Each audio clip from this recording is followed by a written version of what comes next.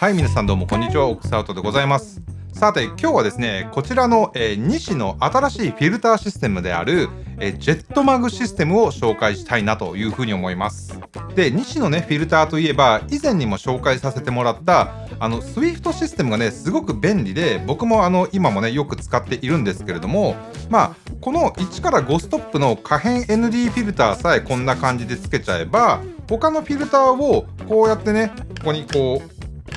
メキッとはめ込んで、スクリューでねじ込まなくて済むので、この4ストップの固定 ND をこんな感じでこの可変 ND に重ね付けすれば、ギュッとこうはめてね、一瞬で5から9ストップの可変 ND に早変わりしたり、他にもこういったねミスタフィルターをつけたければ、これもこんな感じでよいしょと重ねるだけで OK ということで、すごくこの SWIFT システム取り回しがしやすかったんですよ。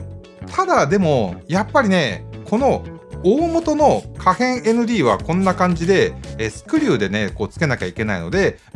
ここがちょっとやっぱりね一手間というか、完璧とまでは言えなかったんですが、こっちのね新しいジェットマグプロは全てのフィルターがマグネットに対応したので、より一層簡単にねこうフィルターの付け替えができるようになった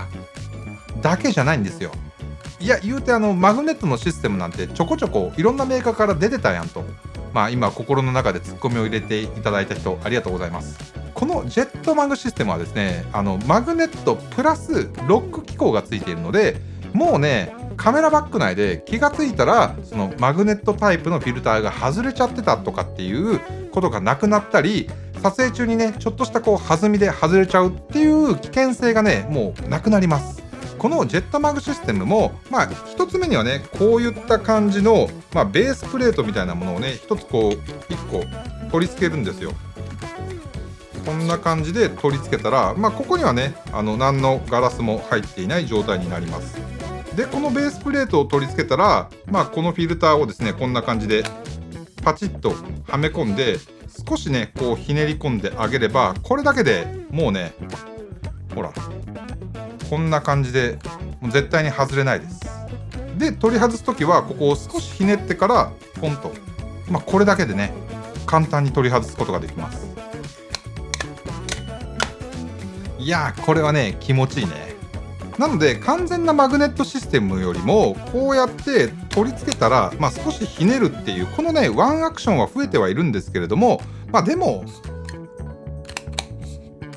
これぐらいだったら全然手間ではないかなというふうに思います。で、今ね、僕のこの手元にあるこいつが、シネマキットっていうものになってて、他にもフィルムメーカーキットとかランドスケープキットとか、セットになってるフィルターがね、違ういろんなキットがあるんですけれども、このシネマキットがとりあえずね、セットになっているフィルターの数が一番多くて、 ND フィルターが4枚と PL フィルターが1つ、あとは8分の1のブラックミストフィルターがセットになっています。で、セットになっている ND フィルターは ND4 と ND8 と ND16 とあと ND64 の4つで、重ね付けの組み合わせで13パターン、2から14を飛ばした15ストップまでに対応することができます。で、フィルター以外にも 67mm と 72mm、 あと 77mm と 82mm のアダプターリングがついているので、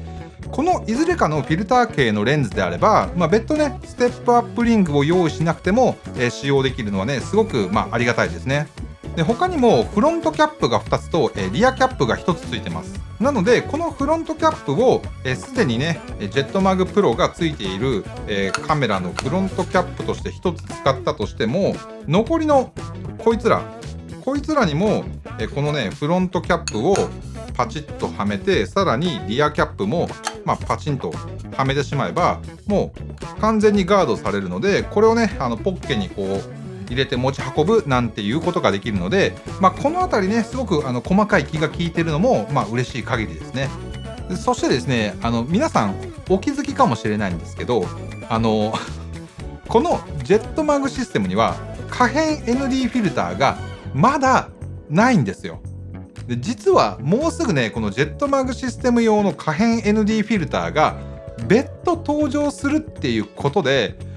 絶対に俺は可変 ND フィルターだっていう人はちょっとねもう少し待ってもいいかもしれません。確か来月とかね、割と近いうちに発表されるっていう風には僕は聞いてます。いや、なんでね、ちょっと本当はね、可変 ND フィルターが来てから、僕もレビューしたかったんですけど、ちょっとね、そこは、事情がいろいろありまして、はい。ただ、可変 ND フィルターっていうのは、この2種の製品であったとしてもね、変更ムラっていうのは、当然ゼロじゃないんですよ。ご覧の通り、このね、SWIFT の True Color Vario でも、やっぱり何もつけてないものと比べると、それなりにね、このムラっていうのが出ちゃっているんですけれども、この固定 ND フィルターシステムであれば、そもそも構造上、絶対にね、ムラが発生しないので、かなりシビアなね、色再現性が求められる状況においては、そもそも可変 ND フィルターじゃなくて、それこそマットボックスをつけて撮影すると思うんですけど、感覚というか、マットボックスよりは、でもコンパクトで、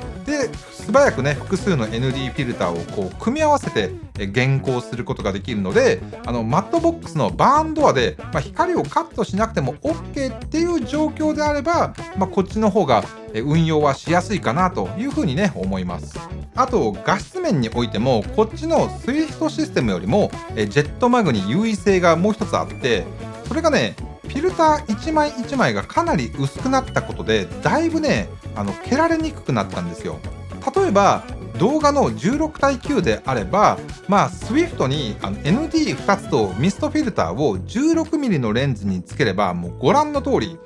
もはやね、そういう演出なのかっていうくらい、がっつりね、丸い穴から覗き込んでるような、蹴られが発生してるんですけれども、このジェットマグに3枚のフィルターをつけた場合だと、ほんのわずかにね、蹴られが発生してるっていうような感じで、この 16mm をちょっとズームして、20mm の手前ではね、もう綺麗に消えてるレベルですね。なので、広角 20mm で蹴られずに撮影できるっていうのは、結構僕頻繁に 20mm のレンズを使うので、それはね、すごく嬉しいかなという感じですね。今回僕のこの手元には、シネマキットに付属されていたブラックミスト8分の1とは別売りの、こっちのですね、ピュアミストっていうのと、あとグローミストの4分の1が手元にあるので、最後にこの3つをね、比較して見ていきたいなというふうに思います。ではこれがまず、何もフィルターがついてない状態になります。でこれがブラックミスト8分の1をつけた状態になります。効果はかなり抑えめなんですけど、デジタル感を和らげてくれるので、これだったらね、もう常につけっぱなしにしててもいいんじゃないかなと思います。でこれがね、グローミストの4分の1になります。ここからね、後ろの光源だけじゃなくて、ライトが当たってる人の顔、そこにもね、結構強い効果が見られるようになってくるので、少しね、ドリーミーな雰囲気をつけたいんだったら、このグローミストがいいんじゃないかなと思います。では最後がですね、このピュアミストの4分の1になります。効果としては、今回試した3つのフィルターの中ではこれが一番強かったですね。ただとはいえ、グローミストよりもわずかにこのグローのかかり具合がこっちのピュアミストの方が強いなっていう程度で、そこまで極端な違いはないのかなというふうに僕には今回試した限り見えましたね。でフィルターなしの状態と今回紹介した3つのフィルターを比較すると、こんな感じになっております。で最後にこのねジェットマグプロといえば、重ね付けができるということで、今回ねこの3つのフィルターをもうとりあえず全部つけてみたらどんな感じになるのかなと思って試してみたんですけど、これこそまさにね、室内でがっつりフォグを焚いたような効果が得られて、もう濃い霧というか、そういったね効果を得たいなんていう時にはこんな重ね付けをして使うのもありなんじゃないかなと思いました。はい。というわけで、最後にね、今回このジェットマグシステム、使ってみてどうだったかっていう僕の感想なんですけど、いまいちだった点はというと、やっぱりね、ND フィルターは可変 ND フィルターの方が楽だなっていう場面は、これは正直あります。例えばね、曇りの日の撮影なんかでは、そのワンテイクごとにコロコロ太陽が雲から隠れたり出たりなんてするような状況の撮影では、やっぱりね、可変 ND フィルターの方が楽だなと。あとね、このフィルターがカテゴリーごとに色分けはされているんですけど、固定 ND はね、全部青で統一されているので、どれが ND4 でどれが ND8 だっけっていうのが、書いてある文字がね、すごいちっちゃいので、そこにね、こう手間取っちゃって、ちょっとそこは正直、惜しいなという風に感じましたね。これは僕がちょっともう老眼が始まってるからなのかもしれませんけどね。いや、なのでね、これはもう正直ほんとね、可変 ND フィルターが待ち遠しいです。それさえ来れば、本当にね、理想形に近いフィルターシステムだなという風に思いました。で、僕は動画の撮影の合間にちょこちょこやっぱり写真も撮ったりするんですけど、これまでのね、どのフィルターシステムよりも、このジェットマグシステムはね、写真との相性がすごいいいなという風に思いました。っていうのも、やっぱりね、写真を撮りたいなと思った時に、もう何のこうフィルターもつけたくないなと思ったら、もうこれだけで簡単に全てを外すことができるので、このね、ワンタッチでフィルターを全部外せるっていうのは、前の Swift システムでもできなかったので、ここは本当非常に便利です。あとはスナップ撮影なんかをしてる時に、ちょっとね、PL フィルターが欲しいなと思ったら、すぐにこうやってはめて使うこともできるし、で、ミストフィルターもね、ちょっといろんなバリエーションを試してみたいなと思っても、こうやって、すぐにつけたり、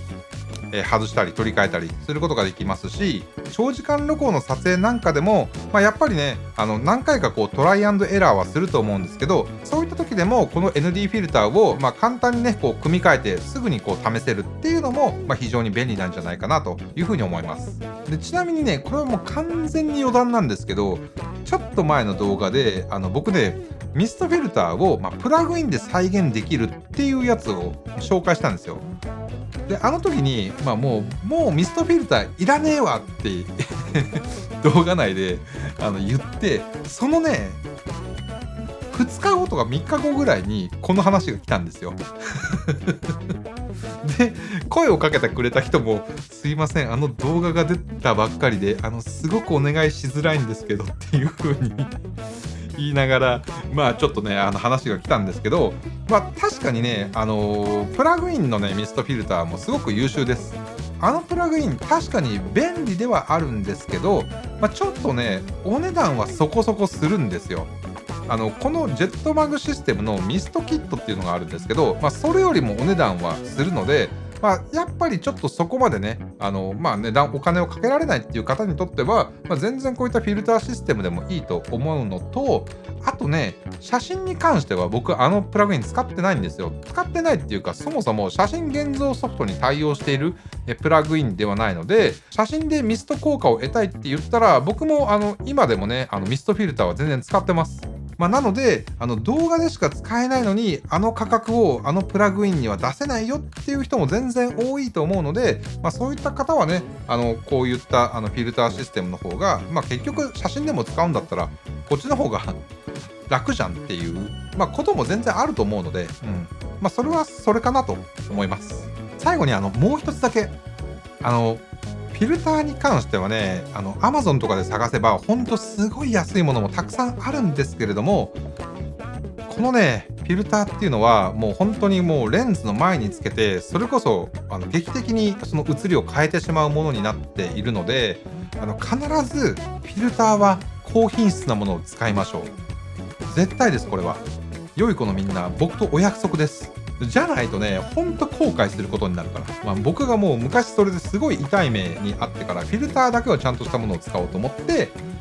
前にもね、この西の製品を紹介させてもらって、で、今では本当にいろんな方がこの西の製品のクオリティは認めているところだと思いますし、多くのプロの方も使っているので、ぜひね、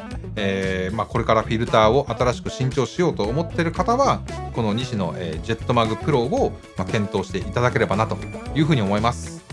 というわけでね、本日の動画は以上となります。それでは皆さんまた次の動画でお会いしましょう。ピース。